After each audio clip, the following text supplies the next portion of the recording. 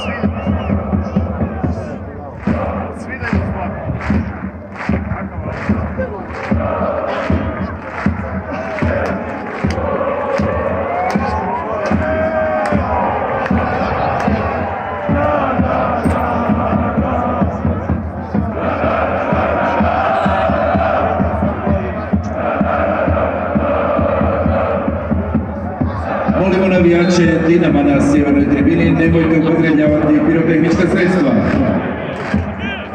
Molimo navijače Dinama na sjevernoj tribini, nemojte upotrebljavati pirotehnička sredstva. A u momčadi Dinama slijedi druga izmjena igrača. Igru napušta strijelac drugog pogotka, igrač broj 20 i I Believe Atijanven.